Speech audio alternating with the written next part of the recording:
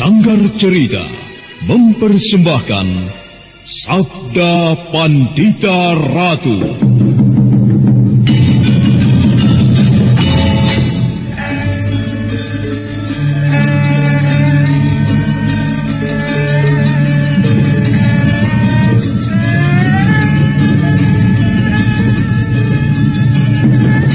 Kureguk anggur Mahadewa, kucicipi madu sabdanya. Bumi kuremas dalam genggamanku, matahari dan rembulan kutelan dalam perutku. Apakah mungkin aku akan menjadi bunga yang bisa kau petik dan kau sunting? Sementara jika layu, akan kau campakkan begitu saja, seperti cermin retak yang tak berharga.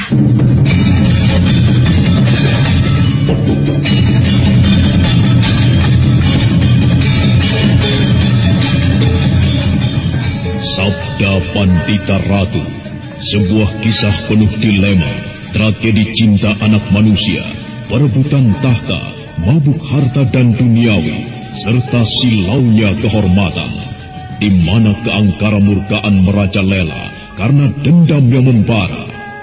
Kisah ini berlatar belakang berdirinya Singasari. Ken Arok, dialah pemuda yang merekuk pahit getirnya kehidupan. Namun sebenarnya, dialah yang harus melaksanakan sabda-sabdanya. Perjalanan sengsaranya adalah awal untuk meraih keberhasilan, untuk menuju kejayaannya di saat Singasari berdiri. Apakah cita-citamu itu, Kenomang? Aku ingin mengubah nasibku. Aku bosan dengan kehidupanku selama ini yang terlunta-lunta, akrab dalam pelukan kemelaratan. Kadangkala aku berangan-angan, aku adalah seorang istri dari Patih. Bahkan lebih gila lagi, aku berangan-angan, andai kata aku adalah seorang permaisuri, maka akan terhapus semua masa silamku, terhapus lenyap, tidak bersisa semua kenangan buruk yang kumiliki.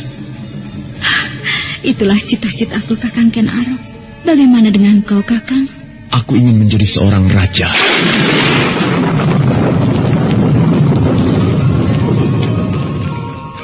Sabda Pandita Ratu. Naskah ditulis oleh Pondra Swasti Langit, diolah oleh Agung Bahrodi, didukung oleh artis-artis terkemuka Ferry Fadli, Eli Ermawati, M. Abud, Ivone Rose, dan lain-lain. Teknik dan montase Ibing Arifin, dengan sutradara Dian Pertiwi.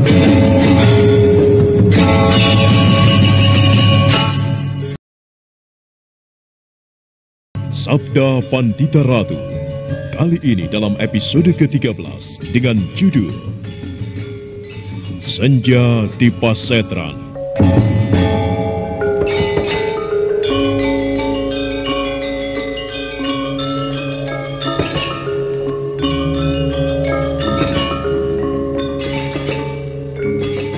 Dalam seri ke-387 ini, dengan para pemain Ivone Rose sebagai Pinaka Swasti Ratu, M. Abud sebagai Ken Arok, Wahyu Chandra sebagai Loh Gawe, Suryadin sebagai Praba, dan Asdi Suhastra pengantar cerita.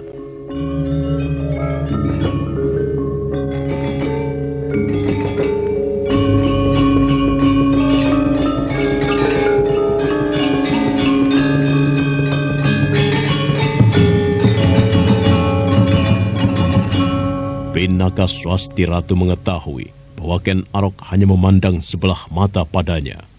Ken Arok tentu tidak tahu bahwa sejak peristiwa luar biasa yang dialaminya di Candi Swampara Budura ketika bulan purnama dilanda gerhana, ilmu kanuragannya telah mengalami loncatan yang luar biasa. Karena seseorang yang maha sakti yang pernah hidup di zaman Mataram telah menitis pada bayi yang berada di kandungannya. Itulah sebabnya Pinaka ingin membuat Ken Arok terperanjat. Lelaki sombong itu harus kubuat melek matanya, bahwa ia bukan orang yang paling mumpuni dalam olah kanuragan. Seranglah, aku beri kesempatan kepadamu untuk menyerang barang 2-3 gebrakan. Kalau kau mampu merobohkan aku hingga mencium tanah, aku mengaku kalah kepadamu. Baik. Pinaka Swasti Ratu segera merentangkan kedua tangannya di kanan dan di kiri. Kedua telapak tangan itu kemudian didekatkan di depan dadanya. Ken Arok berdesir ketika ketajaman matanya mampu melihat loncatan kekuatan aneh dari telapak tangan kanan ke telapak tangan kiri Pinaka. Ken Arok segera mempersiapkan diri sebaik-baiknya. Bersiaplah, aku akan menyerangmu. Ya, aku telah siap. Hiya! Alas gila! Terimalah ini lagi, Ken Arok. Hiya! 2 kali serangan jarak jauh yang dilontarkan beruntun membuat Ken Arok terpaksa harus berguling-guling dan kemudian berjumpalitan. Ken Arok sama sekali tidak menduga serangan Pinaka Swasti Ratu akan sedemikian dahsyatnya. Padahal pada suatu waktu, Ken Arok pernah mengetahui sampai tataran mana ilmu kanuragan yang dimiliki oleh perempuan kakak Kamaswara itu. Bagaimana? Barat! Kau merasa malu atas sesumbarmu sendiri? Kau katakan dalam beberapa gebrakan seranganku, jika aku mampu memaksamu mencium tanah, kau mengaku kalah kepadaku. Bagaimana, Ken Arok? Apakah setelah aku berhasil memaksamu jatuh berguling-guling seperti itu, kau mengaku kalah kepadaku? Setan! Sebuah pelajaran yang harus kau petik, Ken Arok. Jangan merasa kau adalah orang yang paling berkasa dan kemudian meremehkan orang lain. Aku, Pinaka Swasti Ratu, telah membuka matamu. Diposari terheran-heran melihat apa yang terjadi. Dia tidak pernah menyangka perempuan yang hamil tua itu mampu membuat Ken Arok menjadi sangat kelabakan. Ken Arok sendiri merasa jantungnya berdebur sangat kencang. Dia merasa kulit wajahnya bagai telah dibeset. Giginya gemeretak, menahan kemarahan yang serasa akan meledakkan kepalanya. Ken Arok teringat ada seorang perempuan yang pernah mengalahkannya. Perempuan itu adalah perempuan bermata 3, Uma Durga Parabandari. Ken Arok mampu membalas kekalahannya. Namun itu pun atas bantuan Ken Dedes istrinya yang sama-sama membawa pertanda kasih dari para dewa.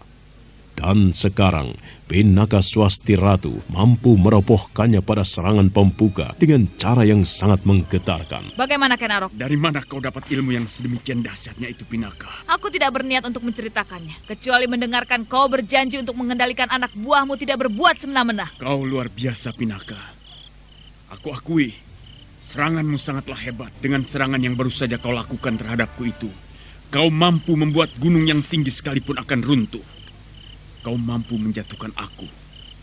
Namun itu, karena aku tidak mempersiapkan diri sebaik-baiknya. Aku kira, aku tidak akan merasa sungkan untuk mencoba kemampuanmu, meskipun kau sedang dalam keadaan hamil. Mari, kita ukur ilmu siapa di antara kita yang lebih tinggi. Ilmu Ken Arok yang dibawanya sejak lahir, ataukah ilmu kanuraganmu? Baik, aku layani. Nah sekarang, seranglah aku. Tidak perlu kau merasa sungkan.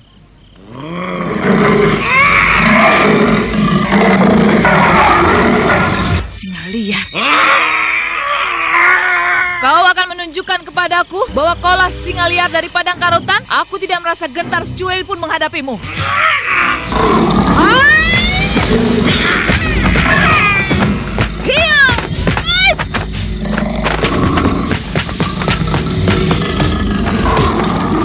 Maka yang terjadi adalah sebuah pertempuran yang sangat dahsyat. Dalam waktu sekejap, kedua orang itu telah merambah ke tingkatan ilmu kanuragan yang semakin tinggi. Keduanya bergerak dengan sangat cepat. Bahkan Senopati Diposari sekalipun mengalami kesulitan untuk melihat dengan jelas apa yang terjadi. Bagaikan burung Raja Wali, Ken Arok berlaga, namun Pinaka mampu mengimbanginya dengan tidak kalah tangkasnya. Ken Arok adalah orang yang luar biasa. Ken Arok pernah mengalahkan Ki Sabalangit. Pada tubuhnya tersimpan ilmu kanuragan yang dibawa sejak kelahirannya. Namun yang dihadapinya bukanlah Pinaka Swasti Ratu yang dulu. Pinaka Swasti Ratu yang kali ini, karena takdir yang dialaminya di Candi Swambara Budura, kini menjadi sakti mandraguna luar biasa. Sementara itu,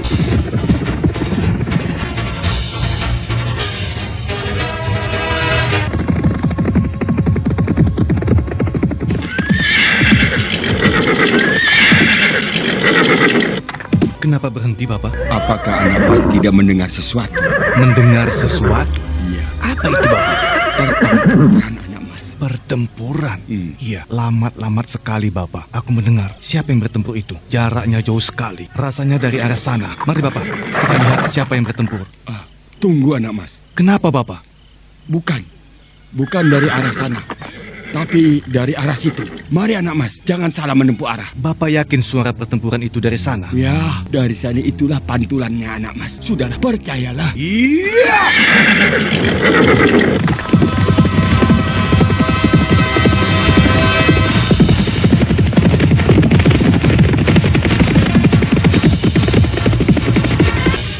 Bukan main. Benar-benar sebuah pertempuran yang maha dahsyat. Yang bertempur itu memiliki ilmu kanuragan yang sangat tinggi. Jagat Dewa Batara. Kenapa, Bapak? Yang bertempur itu Nyai Pinaka. Bapak, benarkah yang Bapak maksudkan? Iya. Yang sedang berperang tanding itu adalah Nyai Pinaka, perempuan hamil yang datang ke rumahku bersama Bapak. Ya, benar. Aneh sekali, orang itu hamil tua dan ia beristirahat di rumah. Bukankah begitu, Bapak? Ya, bukan suatu kesulitan baginya untuk melakukannya, anak mas. Ia mempunyai ilmu kanuragan yang sangat tinggi. Tinggi sekali. Lihat lawannya. Mereka bertempur bagaikan bayangan setan, Bapak. Aku tidak mampu mengikuti pertempuran itu dengan jelas. Bapak mengenal lawannya? Ya, Ken Arok. Jadi aku Wutu Mapel yang baru itu? Benar. Di sana ada yang menonton, Bapak. Siapa orang itu? Aku juga mengenalnya, anak mas. Orang itu adalah Senopati Tumapel di zaman Tunggul Ametu. Ia telah meninggalkan Tumapel karena suatu yang tidak disenanginya. Dan kemudian bergabung dengan Ganter. Nampaknya sekarang ia menjalin kerjasama dengan Ken Arok. Kalau begitu, sebaiknya aku kembali, Bapak. Aku akan memberitahu para prajurit untuk mengepung tempat ini. Tidak ada gunanya, anak mas. Kenapa, Bapak? Ketika anak mas kembali kemari dengan membawa pasukan segelar sepapan, mereka sudah pergi dari tempat ini. Lagi pula, mampukah anak mas mengumpulkan pasukan segelar sepapan dalam waktu yang sangat singkat? Lihat anak mas. Iya, Bapak. Mereka mempunyai kemampuan kanuragan yang sangat tinggi. Andai kata pasukan yang anak mas bawa itu datang, dengan mudah mereka akan meloloskan diri. Atau jika sebelum meloloskan diri mengamuk lebih dulu, tentu akan banyak sekali korban yang jatuh. Kita hanya menonton saja, Bapak. Iya, kita menonton saja. Baiklah, Bapak. Pertempuran itu bergerak semakin cepat dan semakin meningkat. Ada kalanya Ken Arok berjumpalitan menyerang bagaikan burung beranjangan. Namun dengan tangkas Pinaka menghadapinya. Ada saatnya Pinaka membelah diri menjadi 3 dalam mengeterapkan aji Kakang Kawah Adi Ari-Ari. Namun di saat lain, 2 bayangan lainnya lenyap sementara dirinya yang sebenarnya menyerang Ken Arok bagaikan banjir bandang. Ken Arok benar-benar kewalahan menghadapi perempuan itu.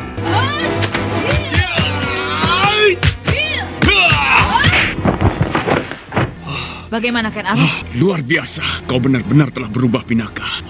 Engkau yang sekarang bukan lagi engkau yang beberapa bulan yang lalu.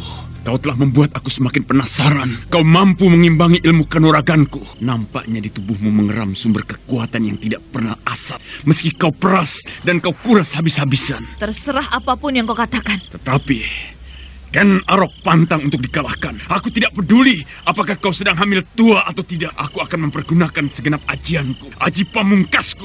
Aku akan menggunakan kekuatan puncak yang aku miliki. Terserah apa yang akan kau lakukan. Baik, aku layani. Aku siap dan kau tidak perlu merasa terlalu menyesal. Tunggu. Bapak Logawe.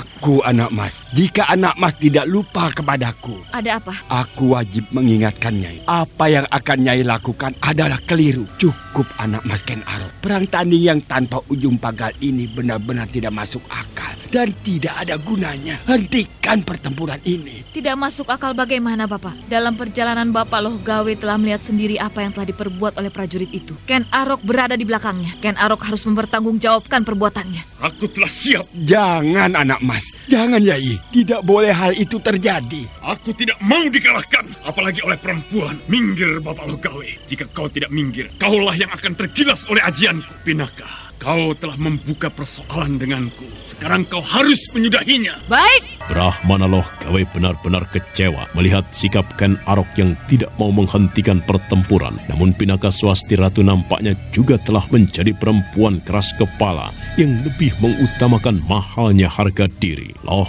Gawe terpaksa menepi ketika Ken Arok telah mengambil sikap. Ken Arok nampak memejamkan matanya. Kedua tangan kanannya merentang ke atas tidak terlampau tinggi. Otot-ototnya terlihat melingkar-lingkar. Dan beberapa saat kemudian, dari tangan Ken Arok itu telah mengepul asap kekuning-kuningan. Sebuah kekuatan yang maha dahsyat telah siap untuk dilontarkan.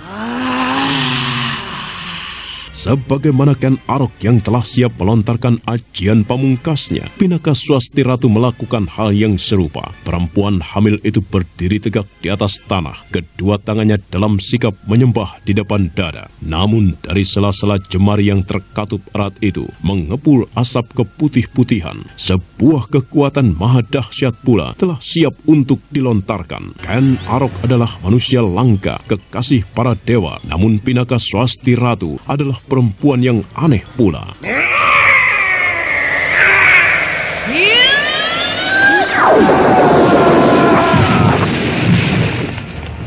Benturan itu ternyata benar-benar dahsyat. Ken Arok mengaum seperti seekor singa, melontarkan kekuatan yang tiada terkira. Namun Pinaka menyongsongnya dengan ajian yang tidak kalah dahsyatnya. Benturan yang disusul ledakan terjadi. Ken Arok terpental jauh, tubuhnya berguling-guling dan tidak bangun lagi. Diposari bergegas mendekati tubuh yang tergeletak itu. Sementara Brahmana Loh Gawe bergegas mendekati Pinaka Swasti Ratu yang tetap berdiri dengan mulut terkatup erat, bagai berusaha meredakan gejolak yang membuncah di dadanya. Nyai, kau tidak apa-apa, Nyai. Nyai Pinaka, bagaimana keadaanmu? Aku tidak apa-apa. Nyai telah menggunakan kekuatan aji pamungkas. Hal itu bisa berakibat buruk pada bayi Nyai. Nyai. Perutku. Nyai. Nyai. Kau merasa akan melahirkan? Entah, Papa. Aku tidak tahu. Anak Mas Senopati Praba. Nyai Pinaka harus segera dibawa pulang ke anak Mas. Jangan pikirkan yang lain. Anak Mas harus menolong Nyai Pinaka. Nampaknya sesuatu terjadi atas bayi yang dikandungnya. Baik, Bapak.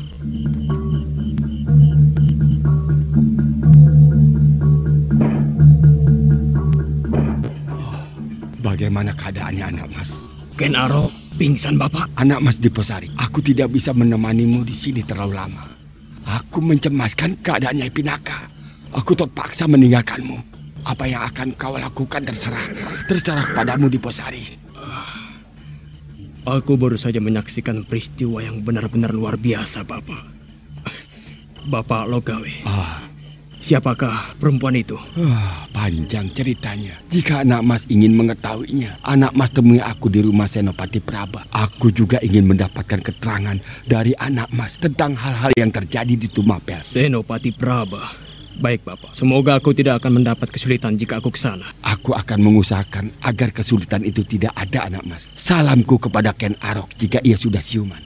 Baik, Bapak. Ya.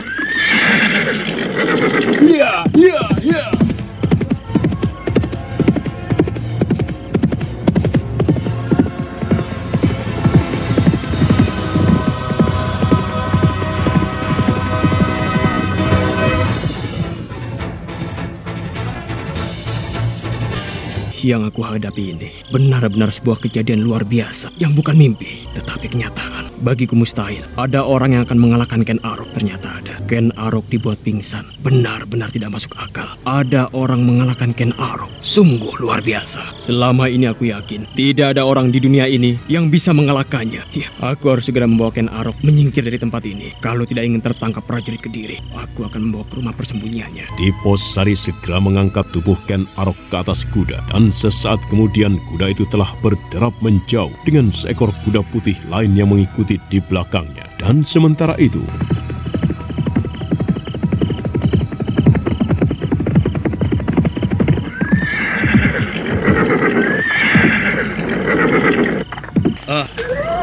Tuan, siapa orang itu? Jangan banyak bertanya. Cepat kau cari seorang dukun bayi. Perempuan ini akan melahirkan. Baik, Tuan. Dengan bantuan prajurit bawahannya, Senopati Praba menurunkan tubuh Pinaka yang lemah dan kemudian bersama-sama membopongnya ke sebuah bilik terdekat. Di luar sadar Senopati Praba sendiri, Senopati itu justru membawa Pinaka masuk ke dalam bilik pribadinya. Dan sesaat kemudian, seekor kuda lagi berderap datang. Brahmana Loh Gawe telah sampai pula di rumah Senopati Praba.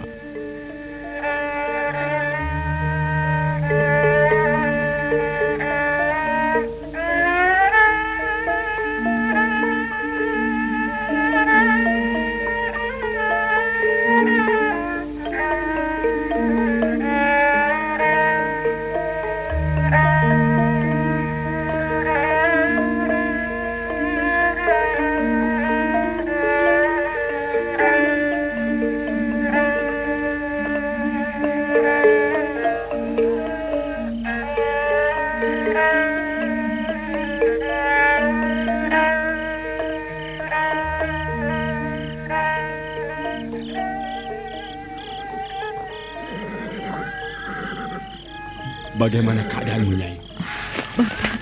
Bagaimana, Nyai? Tubuhku lemah sekali. Tapi aku tidak mau melahirkan bayiku di sini. Aku ingin melahirkan bayiku di hadapan patung ibuku. Yang menentukan kapan lahir manusia itu bukan kita, namun yang berada di atas sana, yang Batara Agung yang menentukan. Nampaknya anak Mas Senopati Praba telah memerintahkan seseorang untuk mencari Tuku.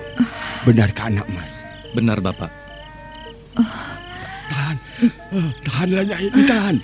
Perutku, Ibu, Ayah, kami suara. Aku tidak kuat.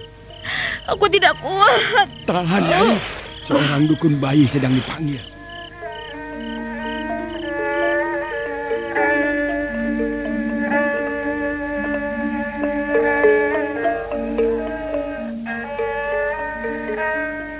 Peluh bagaikan diperas, bukan saja dari tubuh Pinaka Swasti Ratu yang menahan rasa sakit, namun juga terperas dari tubuh Senopati Praba yang merasa sangat tegang.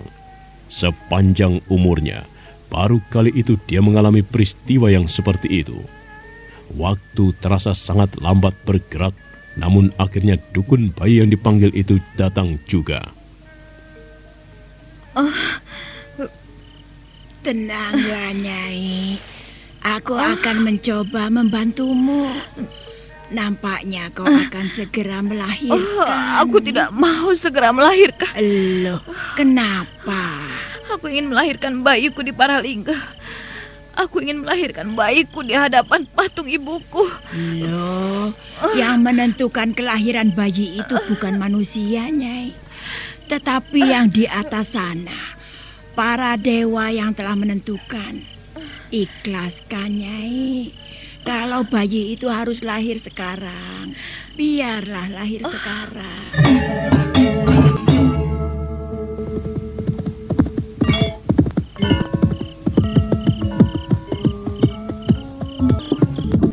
Apa yang terjadi? Diposari! Kakang, aku pingsan. Bagaimana mungkin hal itu bisa terjadi? Memang bagaikan tidak masuk akal. Tetapi itulah yang telah terjadi. Mari, aku bantu menurunkan. Ayo. Iya. Bekas Senopati Rudropondo yang pernah menggegerkan istana Kediri dan pernah berhasil menyandera Raja Kartajaya itu bergegas membantu Diposari menurunkan tubuh Ken Arok yang lunglai. Tubuh Ken Arok segera dibawa ke Amben. Rudropondo kemudian bergegas menyembunyikan kuda putih itu ke dalam kandang khusus. Dan tidak lama kemudian, Ken Arok sadar. Di mana aku ini? Ken Arok, kau di tempat persembunyian kita. Aku telah membawamu. Dan aku... Ken Arok, kau baru saja siuman dari pingsanmu. Perempuan hamil itu yang telah melakukannya. Kau ingat? Bagaimana keadaannya? Kenyataan pahit yang kau hadapi, Ken Arok. Perempuan itu telah mengalahkanmu. Kau terlempar jauh setelah benturan ajian itu. Dan kau pingsan. Sedang perempuan itu tidak. Meski nampaknya terjadi sesuatu dengan bayinya. Siapa perempuan itu? Aku tidak malu mengakui kekalahanku jika aku memang kalah. Namun kekalahan itu benar-benar membuatku penasaran. Kau ingin melanjutkan perang tanding itu? Tidak. Aku khawatir dengan keadaannya. Ia hamil tua. Jangan-jangan ia melahirkan. Ya, aku juga mengira demikian. Benturan ajian pamungkas itu pasti menyebabkan sesuatu akan terjadi pada bayinya. Aku sungguh penasaran. Berguru pada siapa dia hingga mempunyai ilmu kanuragan yang sangat tinggi seperti itu? Ken Arok, sebenarnya siapa orang itu? Namanya Pinaka. Pinaka. Lengkapnya Pinaka Swasti Ratu. Yang aku dengar ia adalah pewaris perguruan Widara Kandangan. Pinaka adalah kakak sahabatku Kameswara. Anak yang dikandungnya itu adalah anak... Tidak. Aku tidak ingin menceritakannya. Kenapa? Ada alasan yang menyebabkan aku tidak bisa menceritakannya. Tetapi, sungguh mati. Aku tidak habis pikir dengan loncatan ilmu kanuragannya yang luar biasa itu. Pasti telah terjadi sesuatu dengannya. Selama hidupku, belum pernah aku dikalahkan orang kecuali oleh 2 orang. Yang pertama adalah perempuan bermata 3 yang aneh. Pada keningnya terdapat mata yang ketiga. Perempuan itu mengaku bernama Uma Durga. Namun kemudian aku telah membalas kekalahanku di Istana Tumapel. Dan sekarang Pinaka Swasti Ratu telah mengalahkan aku. Bukan main. Rasanya ingin aku menemuinya dan... Dan bagaimana? Bagaimana Ken Arok? Tidak pernah Ken Arok melakukannya. Minta maaf. Apa jeleknya minta maaf? Tetapi, mengapa kau minta maaf? Ia hamil tua. Dan aku telah memaksakan benturan Aji Pamungkas yang ternyata berakibat buruk terhadap bayinya. Kalau begitu, kita bisa ke sana sekarang. Kemana? Bapak Logawi meminta aku menemuinya di rumah. Seorang senopati bernama Senopati Praba. Aku tahu tempatnya. Ia sahabatku. Tetapi aku tahu persis sikapnya. Ia berpihak pada Kediri. Brahmana Logawi berjanji akan membantu mengubah sikap orang itu. Kalau kau memang tahu tempatnya, tidak masalah. Sekarang juga kita ke sana. Kita temui mereka. Baik. Aku gelisah, Bapak. Gelisah sekali.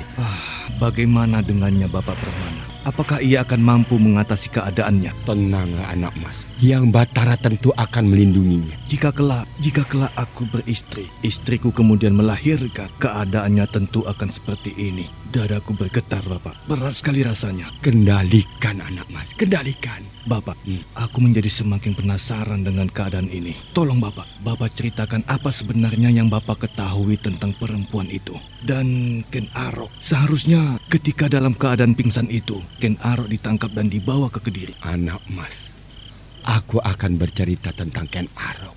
Siapakah pemuda itu sebenarnya? Dan setelah itu, silakan anak mas membuat penilaian atas pemuda itu. Aku dengarkan Bapak.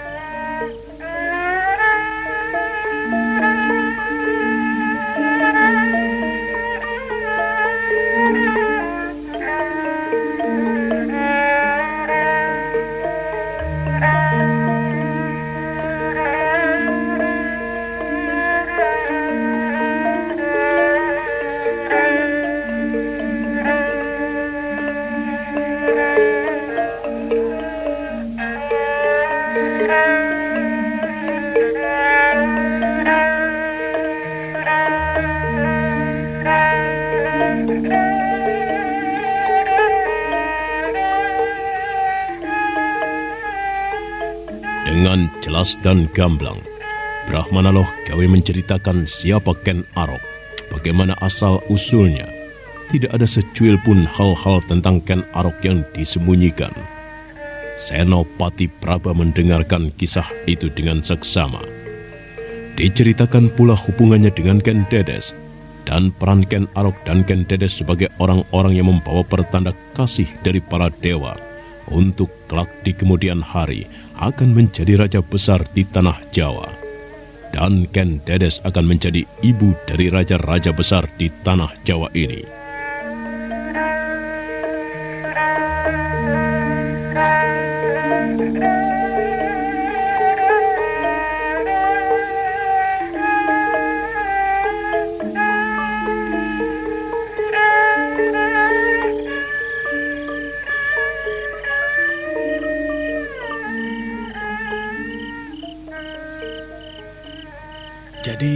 Ken Arok itu calon raja. Ya, itulah hal yang tersirat anak mas.